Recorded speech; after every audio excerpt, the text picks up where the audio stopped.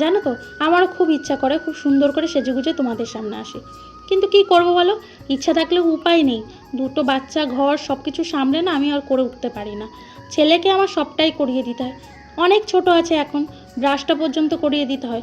তবুও আমি চেষ্টা করছি ওর ছোট ছোট কাজগুলো ওকে দিয়ে করানো, কিন্তু ব্রাশটা না ঠিকঠাকভাবে করতে পারে না এখনও।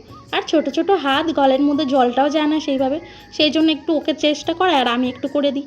তারপর সকালে আবার ব্রেকফাস্ট আছে, এখন স্কুল ছুটি আছে বাচ্চাদের, তবু ব্রেকফাস্ট তো করতেই হবে। সকালে আজকে ভেবেছিলাম আটার মোমো বানাবো, ময়দা আমার ঘরে খুব একটা চলে না, আমরা ওইগুলোকে একটু অ্যাভয়েড করেই চলে।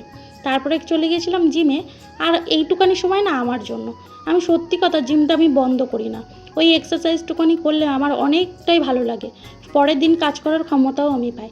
তারপরে ঘরে এসে তো প্রচুর কাজ থাকে, আর এটা তো আমাকে করতেই হবে। আজকে আবার একটু চিকেন বানিয়েছিলাম, তারপরে ভাবলাম না, রান্নাঘরের কত কাজ থাকে, পরিষ্কার পরিচ্ছন্ন করে করতে করতে আমার লাস্টে একবার স্নান করে আসি। সকালে যদিও আমি একবার স্নান করে জিমে যাই, তারপরেও তার মধ্যে আমার আবার বর চলে এসেছিলো, ওর আজকে একটু অফিসটা তাড়াতাড়ি ছুটি হয়ে গেছিলো, তাই ও চলে এসেছিলো। তারপরে আবার খাওয়া দাওয়া করে নিয়েছিলাম, তারপর ভাবলাম বিকালবেলায় চলো একটু টুকটাক বাজার করে আসি। আর টুকটাক বাজার মানে আমাদের হচ্ছে শপিং মল, একটু ঘোরাও হয়।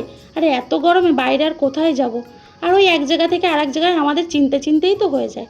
এখানেও আছে না, 2 বছর 2.5 বছর হয়ে গেল, তবুও এখনও চিনছি বলতে গেলে। তারপরে আসার পথে আবার ছেলের একটু ঠান্ডা খেতে ইচ্ছা করলো, কিন্তু ছেলে রাগ করেছে, ওর একটা পুরোটাই চাই। যদিও এত গরম ওকে পুরোপুরি আমার দিতে ভালো লাগে না, তাই ও খেলোই না।